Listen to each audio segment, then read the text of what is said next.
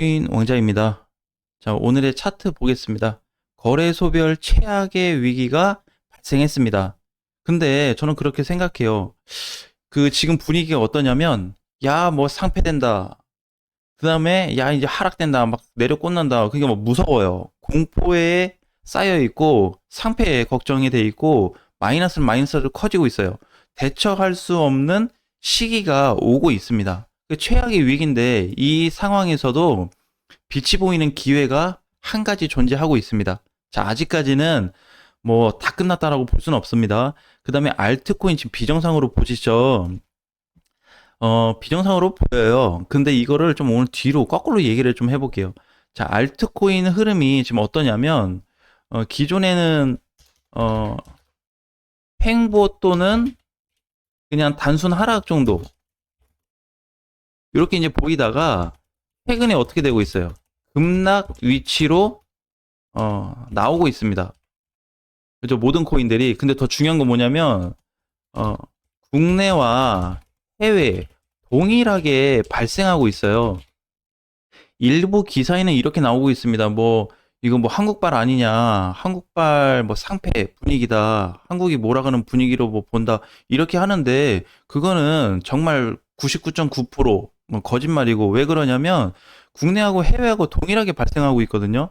국내 때문에 해외가 그 문제가 발생한 것도 아니고, 해외 때문에 국내에 이런 상황이 온 것도 아니고, 그냥 코인 시장에 같은 코인들이 존재하다 보니까 터진 것 뿐이다. 이렇게 좀 보셔야 돼요. 그래서 지금 보게 되면은 바이낸스 기준으로 보게 되면 마이너스 10% 이상 빠져준 코인들이 30개가 넘어요.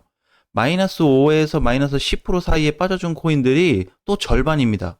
근데 이게 어떻게 국내 업비트에서도 마이너스 10% 이상 빠져준 코인들이 상당히 많았어요. 어제 이제 전체적으로 많이 빠졌죠. 그럼 하락은 이제 많이 됐다는 거예요. 근데 문제는 뭐냐면 여기에다가 자꾸 프레임을 씌운다. 그러니까 이제 뭐 상패된다. 그다음에 이제 그 뭐 다음 달 7월 달에 법이 이제 규정이 돼서 공식적으로 이제 적용을 할 계획이다 그랬잖아요. 걔네가 몇 월 며칠에 몇 시에 어디에서 이런 발표를 해가지고 이게 적용이 모든 코인들에 적용이 될 거예요라고 한 게 아니고 그렇게 할 계획이다라고 했습니다. 그러면 아직 어 오픈된 게 아니에요. 100%. 그냥 앞으로 저런 게 발생될 수는 있겠구나라고 생각할 수 있지만 당장 다음 달에 계획이기 때문에 적용된다 볼 수는 없어요. 우리 이렇게 준비하고 있으니까 너네 알고 있어. 이런 뜻으로 우리가 좀 받아들여야 되잖아요. 근데 다음 달에 벌써 상패가 되는 걸로 고민을 많이 하고 있다는 거예요. 안 그래도 마이너스가 커지고 있어서 힘들어 죽겠는데 거기에다 상패까지 던지고 있는 겁니다.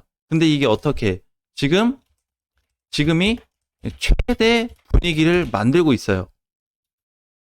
어떤 상패 분위기, 코인들이 이제 앞으로 더 떨어진다, 뭐 망가질 거다, 막 이런 거에 대한 그 불안한 내용들을 던지면서 이렇게 만들어주고 있어요. 근데 알아요. 그 기사 열심히 써줘서 굉장히 고마운데, 안단 말이에요. 어차피 상패라는 거는 거래소별로, 내용이 나오기 때문에 아직 국내하고 해외하고 그 내용이 결합이 되지 않았어요. 그러니까 국내에 A 코인이 있으면 해외에도 A 코인이 있잖아요. 이렇게 됐을 때 얘네 같이 없애자. 이제 이렇게 좀 성립되게 가려고 하는데 이거 지금 구체적인 내용이 나왔어요. 그냥 일종의 찌라시만 나온 거란 말이에요. 그래서 저걸 가지고 확답을 할 수 없다. 그러니까 제가 이제 보는 거는 저런 내용이 나올 수 있는 거를 준비는 하되 저거에 너무 맹신은 하지 말자는 거예요. 현재 상태에서는. 어차피 내년에 지금 나올 수도 있는데 아직 정확하게 100%가 다 나오진 않았습니다. 어쨌든 그래서 중간에 바뀔 수 있는 가능성도 좀 열어놔야 돼요. 그 다음에 이제 중요한 거는 지금 비트코인이에요. 비트코인인데 비트코인한테 대체 어떤 좀 기회가 보이는 거냐. 최근에 보면 L% 그냥 봤을 때 하락률이 평균 알트코인들 마이너스 40%에서 많게는 마이너스 70%까지 하락이 발생하고 있습니다. 그러니까 뭐 여기서 샀든 어쨌든 밀려서 다 합산이 되면 평균 값이 거의 대부분 이 마이너스를 만들고 있는 상태에 계실 거예요. 자, 그런데 우리가 지금 알트들은 이런데 비트코인 어떤지 좀 보겠습니다. 자, 비트는 어제 장중에 마이너스 2%가 넘게 빠졌어요. 9,150만 원까지 내려가면서 최근에 하락 대비 여러 번 좀 흔들어 주었던 자리 중에 세 번째로 오는 자리입니다. 자, 근데 이게 보면은 올해 24년이잖아요. 24년도 세 번째거든요. 이게 세 번째가 뭐에 대한 세 번째냐면 비트코인이 많이 빠졌다가 반등 나온 시점을 우리가 좀 살펴볼 필요가 있어요. 그거 어디였냐? 여기 한번 있었고 두 번째는 여기였어요. 지금 세 번째가 되려고 합니다. 아직 저 세 번째가 안 잡혔어요. 세 번째가 잡히려면 한 마이너스 0.5에서 1% 정도 더 빠져주면 이렇게 1번과 2번 상황에서와 같은 급반등이 나올 수 있는 비트코인 위치가 잡혀져 있습니다. 그럼 이때를 기준으로 봤을 때 우리 이제 또 이렇게 얘기한단 말이에요. 야, 비트코인은 못 간다. 아니, 비트코인만 간다. 알트코인은 못 간다. 왜? 자주 그래 왔는데 사실 이게 저는 좀 신기한 게도 매년 있는 사건이거든요. 매년.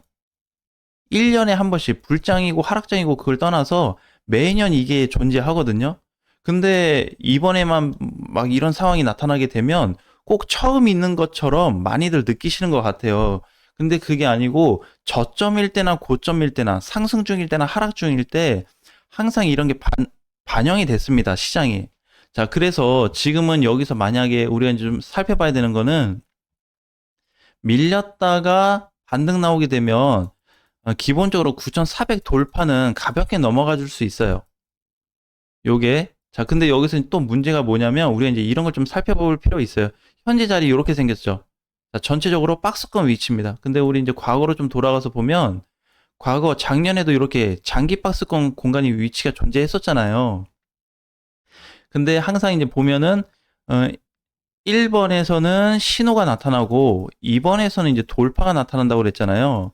자, 이 구조가 성립이 되었을 때 강세로 갈 수가 있습니다, 시장이.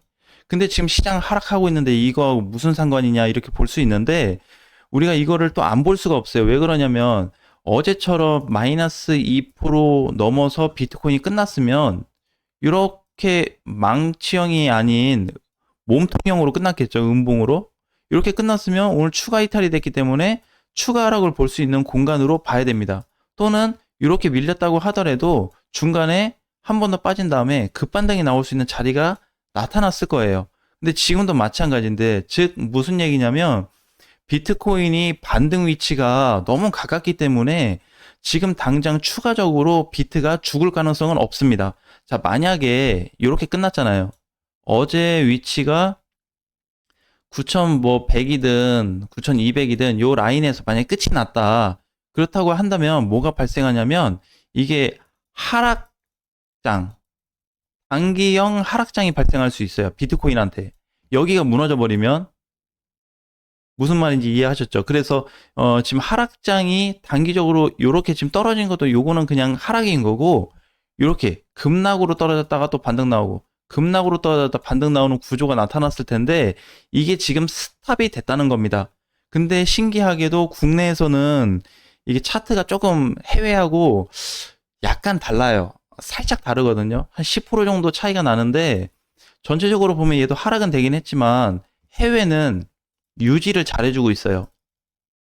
유지. 그래서 어제 요 밑꼬리 들어준 걸로 인해서 다시 해외 거래소는 살아난 케이스가 좀 돼버렸거든요. 그래서 결국에는 현재는 비트코인도 하락이 멎은 상태로 좀 봐야 되고 알트코인들도 나름대로 하락이 멎은 포지션으로 보셔야 된다는 거예요. 지금은 이제 하락이 많이 되다 보면 사실 이런 얘기가 귀에 별로 들어오지는 않습니다. 그죠? 오히려 기사를 더 찾게 되고 기사에 관심을 두게끔 돼 있는데 이런 공간에 왔다는 거는 봐봐요. 저는 이제 그렇게 생각해요. 어떤 그런 최근에 나타난 기사들이 이때도 만만치 않게 하락됐으면 이때 좀 무너졌을 때 발생했으면 좋았는데 그러니까 기사들이 터져도 이때 터져줬으면 더 무서웠을 거 아니에요. 그죠? 저 때 어떤 일부 기관들이 막 물건도 팔고 나가고 했기 때문에 뉴스까지 짬뽕을 시켜줬으면 더 무서웠을 걸. 왜 여기 와서 기사가 터졌을까? 넘어가기 좋은 위치예요. 그래서 지금 비트가 이제 어떤 흐름을 갖추고 있냐면 이렇게 생겼습니다. 이렇게 봤을 때 여기에서 이제 놀다가 이 사이로 들어가 버리니까 공간이 좁아지게 됐죠. 그래서 다른 코인들이 알트코인들이 더 많이 흔들립니다. 근데 이게 이제 좀 조정 이후에 밖으로 나오게 되면 더 이상 하단은 좀 약하게 돼 있고 상단은 위로 높아져 있기 때문에 이 라인 안에서 놀 수 있다는 거예요. 즉 여기에서 놀던 공간이 이쪽으로 바뀔 수 있다는 겁니다. 현재 비트코인 상태가 그래요. 그러니까 반대로 얘기하면 하락하고 있는 코인들, 하락하고 있는 비트코인의 방향이 상승 방향으로 뒤집어질 수 있다는 겁니다. 곧 있으면. 그래서 어제 저점만 붕괴시키지 않는다고 한다면 비트코인은 반드시 방향을 틀 수밖에 없는 구조적인 부분을 만들어 가고 있다. 이렇게 보셔야 됩니다. 그래서 계좌를 안 보고 있어요. 지금 계좌를 봐봐야 당연히 떨어지는 코인들밖에 없기 때문에 눈에 들어와도 힘들어요. 심리적으로. 그렇기 때문에 지금 볼 수 있는 건 우리가 조금 손잡아 기대할 수 있는 건 뭐가 있냐면 비트밖에 없습니다. 얘를 기준으로 보셔야 돼요. 그 다음에 알트코인들은 지금 어제도 10% 넘게 하락하고 했는데 전반적인 흐름상은 정상이거든요. 우리가 이거를 좀 다르게 봐야 되는 거예요. 그래서 전체적인 비트코인과 알트코인들의 내용을 반영을 해봤을 때 항상 하락은 돼 왔습니다. 매년. 하락이 돼 왔고 그 사이에서 비트코인이 방향 전환을 해줬을 때 알트코인들도 순식간에 급등이 되는 상황이 나타난 거예요. 왜냐하면 우리가 기사에 대해서 100% 확신을 가질 수 없는 게 그냥 저런 게 있구나라고 이해하는 게 제일 난 좋다고 생각해요. 최근에 업비트에서 발생했었던 웨이브하고 이제 넴코인이 좀 문제가 됐었죠. 그죠? 그래도 지금 어떻게 해요? 멀쩡하게 살아있죠. 해외 거래소에서는 얘네 상폐된다고 해서 발동이 되었는데 국내 거래소에서는 하락이 좀 된 이후에 지금 문제가 없어요. 밀리기는 하지만 밀리는데 다른 코인들하고 똑같이 밀리고 있거든요. 그러니까 해외 없어진다고 국내 없어지는 거 아니잖아요. 그죠? 그래서 다음 달에 에이스를 법에 대한 부분이 공개적으로 제대로 오픈이 돼서 설정이 되지 않는 이상은 그거에 대해서 무서워하거나 고민할 필요는 없다라는 겁니다. 그래서 오히려 지금은 정신을 좀 산만하게 만들 수 있는 기회이기 때문에 손절하신 분들도 상당히 많을 걸로 좀 예상이 돼요. 근데 저는 한번 승부를 보려고 합니다. 이런 시장에서는 승부 봤을 때 10번 중에 9번은 거의 다 살아나왔던 것 같아요. 그래서 이제 과거에도 마찬가지였죠. 여러분 지금보다 비트코인 잘 보세요. 이 그림 보이죠? 이 그림 많이 빠졌다고 생각하세요? 나는 아니라고 생각해요. 많이는 아니다. 적당히 조정은 받았다. 이때 한번 보실래요? 이때 무슨 생각 들 것 같아요? 여기부터 여기 보면 무슨 생각 들 것 같아요? 반등 나오고 또 하락, 반등 하락, 그 다음에 행보 나오고 그 다음에 상승이 시작됐거든요. 예, 이 시기를 겪어봤을 때는 확실한 포인트가 나왔다라는 겁니다. 근데 그것도 여기에서부터 외친 게 아니고 여기 한 9월에서 10월 정도부터 상승 포지션이 잡혔기 때문에 저 때부터 욕먹어가면서 상승을 외치긴 했어요. 그러니까 지금도 어떻게 당장 무너진 거는 결과적으로 안 나왔으니까 무서워하지 말고 비트를 토대로 보자라는 거예요. 왜? 다 살아날 수 있는 기회는 비트 덕분에 다 알트코인들이 살아났지 알트가 좋아서 비트가 좋아진 적은 없습니다. 이 부분을 좀 더 참고해 주셨으면 좋겠고 오늘 저녁 7시 45분에 공개 실시간 방송이 있어요. 거기 가서 저녁 상황이 어떻게 좀 이어지고 있는지 구체적으로 한번 살펴보도록 하겠습니다. 네, 저녁에 뵙겠습니다.